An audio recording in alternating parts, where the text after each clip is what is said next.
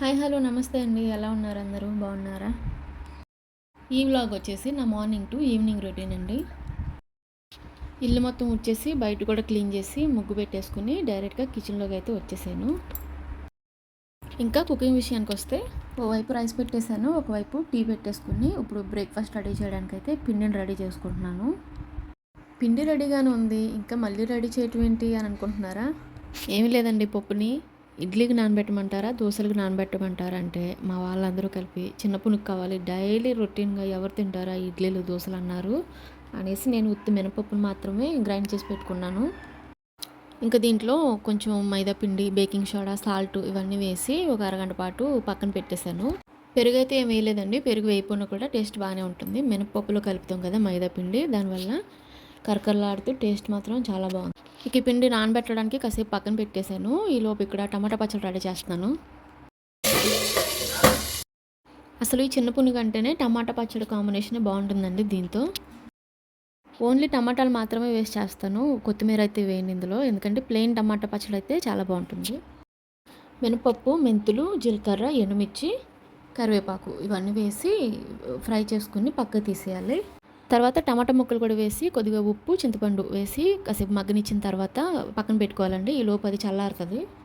ఇక్కడ పిండి కూడా నానిపోయింది. ఇక చిన్న బజ్జీలు అయితే వేసేస్తున్నాను.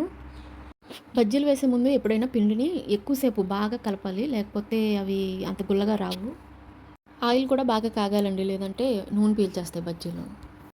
వీటిని ఆయిల్లో వేసిన వెంటనే తేలిని అనుకోండి, అవి మనకి పిండి అనేది పర్ఫెక్ట్గా కొలతలన్నీ సరిపోయినాయి అని అర్థం. ఓవైపు టమాటాలు కూడా చల్లారిపోయినాయి. ఇక వాటిని గ్రైండ్ చేసేసి ఇక ఇక్కడ తాలింపు అయితే పెట్టేస్తున్నాను. తాలింపుకి జీలకర్ర, ఎండుమిర్చి, కరివేపాకు వీటితో తాలింపు పెట్టేస్తున్నాను పచ్చడికి. ఇక్కడ బజ్జీలు కూడా ఫ్రై అయిపోయినాయి, వీటిని పక్కకు తీసేసుకుంటున్నాను. బ్రేక్ఫాస్ట్ ఏదైనా మా ఇంట్లో టమాటా పచ్చడి అయితే ఖచ్చితంగా ఉండాలి. ఇప్పటివరకు పెట్టిన అన్ని వీడియోలో టమాటా పచ్చడి ఖచ్చితంగా కనిపించే ఉంటుంది మీకు. ఏంటి నువ్వే దగ్గరుండి నేనే దగ్గర చేయించా. ఇక్కడ మా పిల్లలిద్దరూ టేస్ట్ చాలా బాగుందమ్మా అంటే వాళ్ళ నాన్న వచ్చి నేనే దగ్గరుండి చేయించాను అనేసి అక్కడ మార్కులు కొట్టేస్తున్నారు. తర్వాత ఆయిల్తో మనం ఏం చేసినా అది మొత్తం స్టవ్ మొత్తం ఖరాబ్ అవ్వాల్సిందే కదా. ఇక స్టవ్ని కూడా క్లీన్ చేసేసి ఇక్కడ పిల్లలకి బాస్కెట్లు పెట్టేశాను. ఇంతకీ కర్రీ ఏం చేసానో చెప్పలేదు కదండి.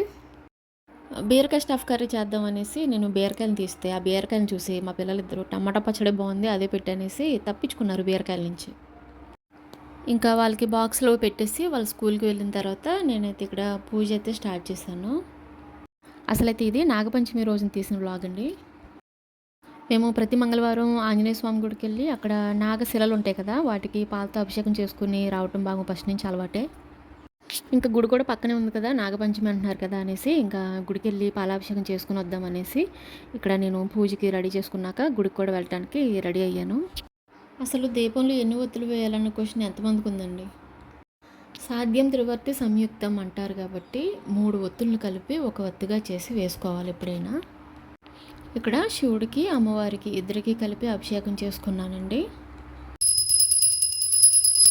నాగుల పంచమని గుడికి పట్టుకెళ్ళడానికి నువ్వుల చిమ్ములు చేసుకున్నాను. దానిలో కొద్దిగా ఇక్కడ స్వామివారికి ప్రసాదం కింద పెట్టేసి ఇంకా మేమిద్దరం టెంపుల్కి కూడా వెళ్ళిపోయి అక్కడ కూడా అభిషేకం చేసుకుని ఇంటికి వచ్చేసాము. ఇది ఈవినింగ్ అండి. నైట్కి డిన్నర్ కోసం బీరకాయ కర్రీ చేస్తున్నాను. మార్నింగ్ తప్పించుకున్నారు కదా బీరకాయ కర్రీ నుంచి, ఇప్పుడైతే నేను వాళ్ళకి ఇదే రెడీ చేస్తున్నాను.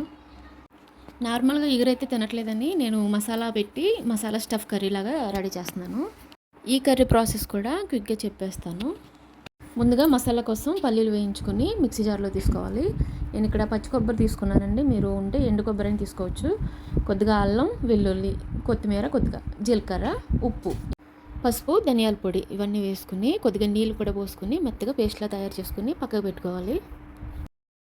ఈ మసాలాని రౌండ్గా కట్ చేసుకున్న బీరకాయల్లో స్టఫ్ చేసుకోవాలి. బీరకాయలకి తొక్క పూర్తిగా తీయాల్సిన అవసరం లేదండి, కొంచెం పైపైన తీసుకున్నా సరిపోతుంది. నేను ఇక్కడ బీరకాయలని కొంచెం పెద్ద ముక్కలుగా కోసుకున్నాను, మీరు కావాలనుకుంటే కొంచెం చిన్నగా అయినా కోసుకుని మసాలాని స్టఫ్ చేసుకోవచ్చు. ఇక్కడ స్టఫింగ్ అయితే పూర్తయిపోయింది. ఇప్పుడు కర్రీ ప్రాసెస్లోకి వెళ్ళిపోదాం. కడాయిలో ఆయిల్ వేసుకుని వేడయ్యాక తాలింపు దినుసులు, ఎండుమిర్చి, జీలకర్ర, కరివేపాకు వేయించాలి. తర్వాత స్టఫింగ్ చేయగా మిగిలిన మసాలాను కూడా వేసి ఫ్రై చేయాలి. ఒక 2 నిమిషాల వరకు మసాలా అంతా వేయించిన తర్వాత ఆయిల్ అనేది పైకి వస్తుంది.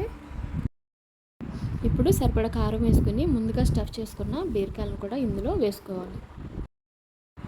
తర్వాత సరిపడా వాటర్ పోసుకుని మూత పెట్టి ఒక 5 నిమిషాల పాటు ఉడికించాలి.